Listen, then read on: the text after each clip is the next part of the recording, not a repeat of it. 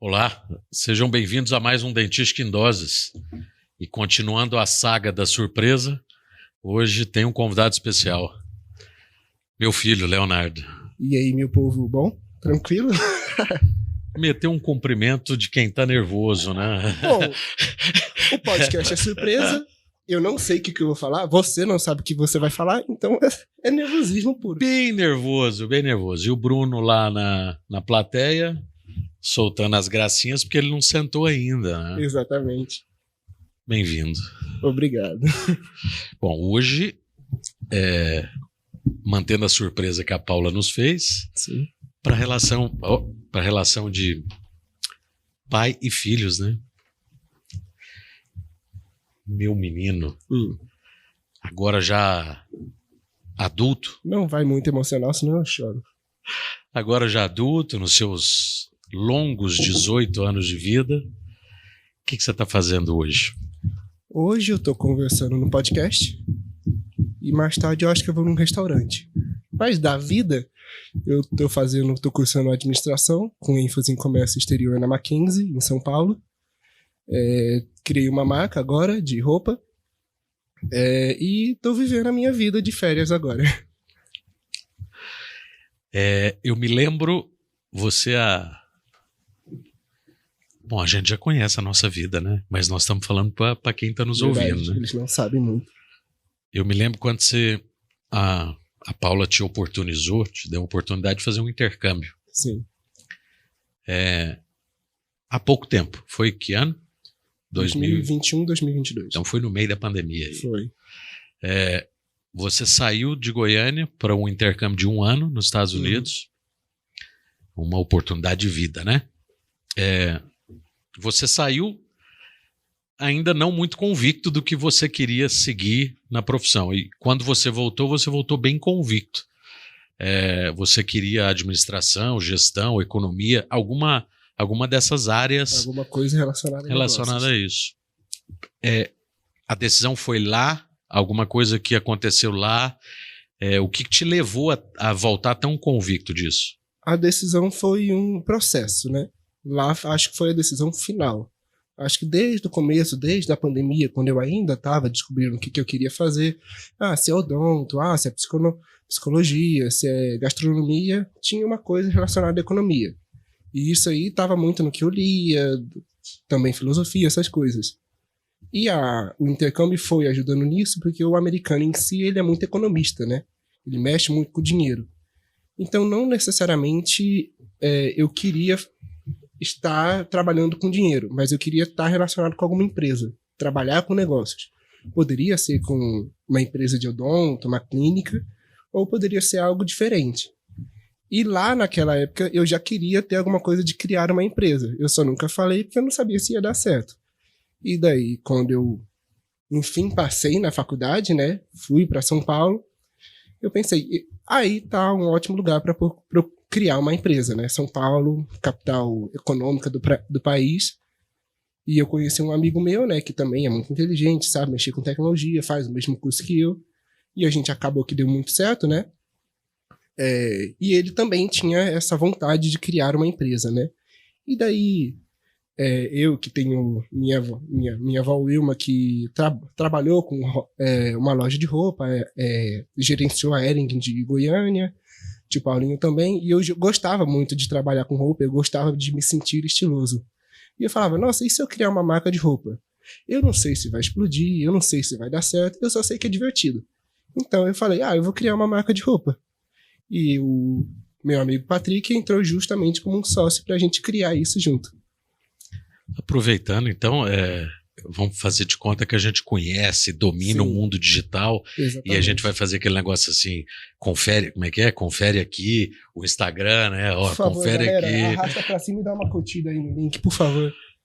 Fala da marca, qual é o nome da marca? O nome da marca é Primordial. A gente lançou a marca oficialmente nessa sexta-feira. E até agora tá dando certo, né? Uns probleminhas ali, uns probleminhas cá, mas tá dando certo, tudo tranquilo. Por que Primordial? De onde surgiu esse nome? Eu tô te perguntando porque você sabe disso. Eu gosto muito dessa área de criação, de identidade visual, isso é algo que me desperta muito interesse. E eu já te perguntei isso, mas para todo mundo aí, nas nossas resenhas, que a gente sempre tem, por que primordial? De onde surgiu isso? Primeiro que quem te conhece sabe que você bem define muito o que você quer. Então essa parte de criação é fácil porque você já tem tudo pronto, né? Mas a parte de criação, do valor da marca, acho que foi a parte mais difícil. Que nos últimos 6 meses que eu estava em São Paulo, a gente ficou 3 meses pensando só nos valores da marca, no nome, na logo e tudo mais. O primeiro nome seria Central. Né? Eu dei a ideia de Central e tal. Meu amigo falou que o nome era ridículo, que tinha nome de estação e tudo mais. Também teve a ideia de Black Wolf. E daí, a gente pesquisando, né? Daí eu vi num site umas fotos, daí eu vi lá a Trindade Primordial, que é a Santíssima Trindade, o Pai, o Filho e o Espírito Santo. Ele é religioso, eu estou encontrando a minha religião, e daí ele soltou, que tal Trindade? Eu falei, não, Trindade não dá, eu sou goiano, a maior Trindade aqui do lado, o nome é ridículo. Daí eu falei, que tal Primordial? Ele falou, Primordial, vou ali comprar uma camisa na Primordial. E o nome pegou. Daí a gente seguiu assim. E foi, vamos fazer a camiseta da Primordial, vamos criar logo da Primordial, e foi criando assim. Então tudo que a gente criou, dos valores, da logo, do nome, tem um significado, tem uma simbologia. Porque se não tiver simbologia, fica algo meio vazio, né? Então o nome da marca surgiu assim. Na realidade, quando a gente cria algo, a gente cria primeiro para nós mesmos, né? Sim.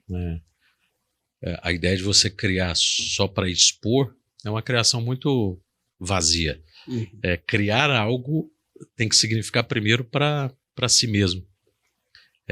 E acho que isso valeu essa explicação, porque de certa forma tem para mim uma explicação bastante profunda nisso, que é a relação com Deus. Essa relação da trindade primordial, da relação de Pai, Filho, Espírito Santo, da relação com Deus em tudo que a gente se propõe a fazer.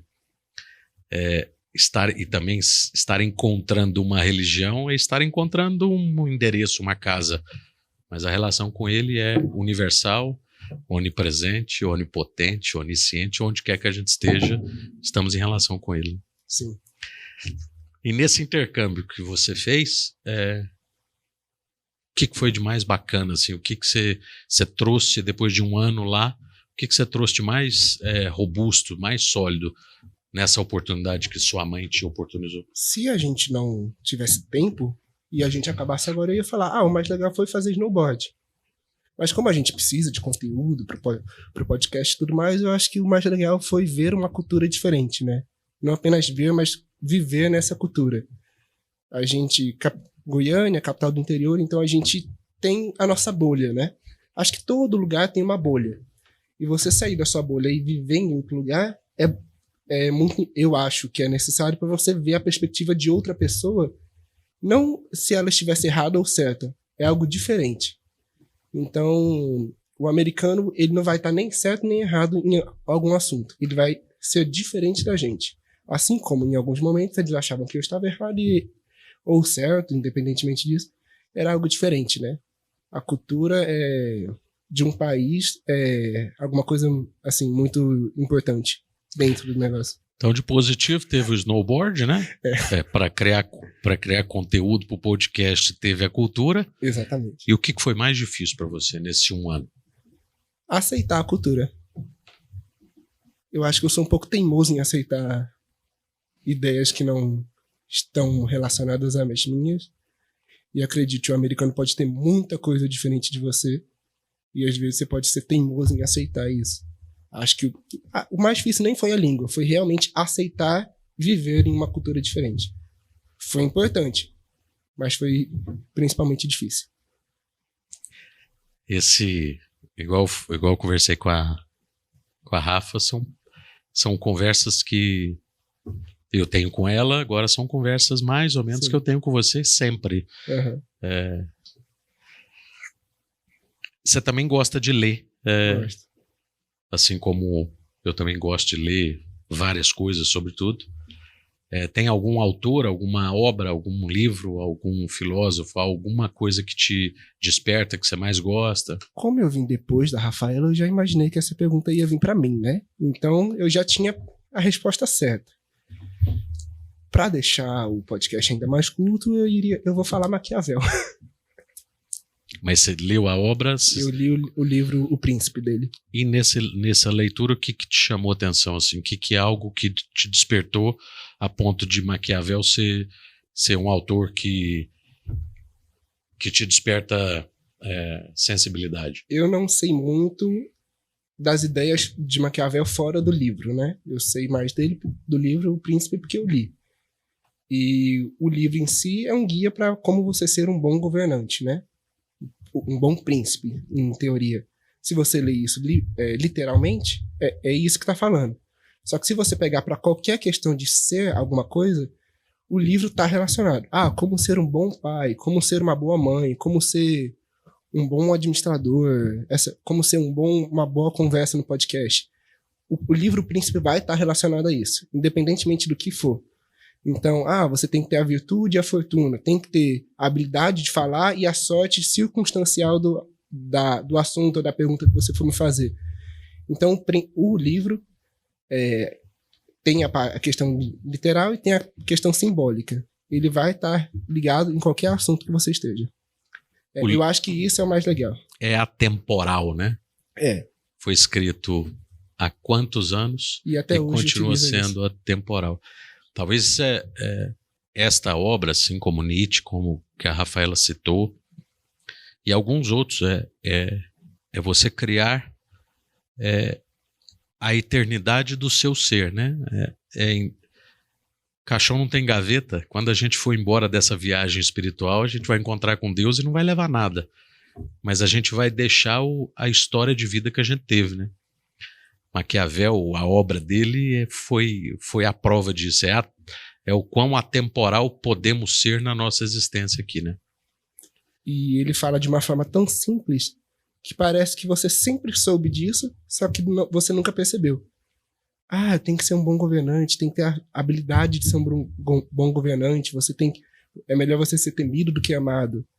Daí você para pra pensar, eu já sabia disso, só que eu nunca me dei conta disso. Apesar de ser algo simples, é muito difícil de ser entendido. Ele escreve de maneira muito simples, mas é muito metafórico, Sim. Né? E é uma coisa que você adora, que eu sei. E quem te despertou, como que te despertou, o que te despertou a ter leituras, porque eu sei que você lê de Maquiavel a Harry Potter, por exemplo. O que te faz consumir tanta leitura? Durante a pandemia, eu nunca fui de ler antes de 2020, né? E depois que deu a pandemia, a gente ficou à toa, eu não tinha nada pra fazer, tava fazendo rosca com a minha mãe, e eu falei, não dá só pra fazer rosca. Tenta melhorar alguma coisa, né? Daí eu peguei uma galeria de livros antigos, né, que tava lá na minha estante e tal, e eu comecei a ler. Acho que o primeiro que eu li foi Os Três Mosqueteiros, tal, linguagem difícil, linguagem informal, essas coisas, fui lendo. E daí eu fui gostando, né? Eu lia rápido pra acabar porque eu não gostava de ler. Mas daí fui pegando gosto pela leitura. Daí eu terminei de ler, vou pegar outro, Percy Jackson. Daí fui lendo. Daí eu falei, mãe, eu quero terminar a saga do Percy Jackson. Eu posso comprar mais alguns livros? E ela, do jeito que ela me conhece, você vai ler? Porque você não lê. Você vai ler? Eu vou ler. Compramos 3 livros, eu terminei os 3 livros em um mês. De tão legal que era ler, né? E foi lendo. Hoje eu leio menos porque acho que tem mais coisa pra fazer, né? Além disso. Mas eu sempre tento ler de 10 a 20 páginas por dia. Durante a pandemia eu lia mais. Era algo prazeroso pra mim. Essas são conversas que eu e você temos privadas, assim, intimamente. Só para expor um pouco de como a gente é no dia a dia. Agora falando para todo mundo, qual a relação que você tem de pai e filho? O que para você é importante nisso? Eu acho que a relação de pai e filho tem que ser algo exemplar. Dos dois lados. Então, assim como o pai tem que dar exemplo pro filho, o filho tem que dar exemplo pro pai, em sentidos diferentes, né? Então, nossa, pergunta difícil essa, meu Deus do céu. A questão da responsabilidade, da disciplina, de como amar alguém, de como ter uma boa conversa. Tudo isso são questões de exemplos que eu tive de você e de outras pessoas. Acho que... Gente, agora eu fiquei nervoso mesmo. Eu acho que o pai tem que ser um guia para o filho, independentemente de como, de forma positiva ou negativa. E aí, não é culpa do filho, mas acaba sendo responsabilidade dele definir se ele vai seguir esse caminho ou não. Se o exemplo do pai, de forma positiva, ele vai seguir isso ou ele não vai seguir. Se o exemplo negativo do pai, ele vai seguir, ou ele vai perceber, não, isso aqui tá errado, vou fazer diferente. Então, eu acho que em geral é isso. Eu não sei muito o que falar, até porque é uma questão muito mais pessoal do que parece. E se a gente puder finalizar com uma lembrança, uma memória? Se você for buscar o mais antigo possível da minha relação com você, o que te vem à memória? Qual a lembrança que você fala, essa eu lembro dele? É tão divertido que eu pensei nessa pergunta. Eu acho que tem uma lembrança... Eu tava no Logosófico ainda. No último ano, por aí, tinha 9, 10 anos. E acho que era Dia das Crianças. E tava eu, você, o Bruno e a minha mãe. E a gente tava lá, Dia das Crianças, né? Tava os pais, os filhos. E daí separou, né, as crianças, né? Minha mãe foi com o Bruno e você foi comigo. E daí acho que era alguma coisa de cavalinho e tinha que correr. E eu pensava, o Rafa não vai correr. E eu brincando, corre, Rafa, corre. E você disparou, tanto que eu quase caí. E daí eu achei muito engraçado. Parece algo meio esquisito, aleatório, mas é uma lembrança que até hoje eu tenho. E foi muito marcante pra mim. Obrigado por mais um episódio do Dentística em Doses, que de dentística não tem nada. Nos vemos no próximo.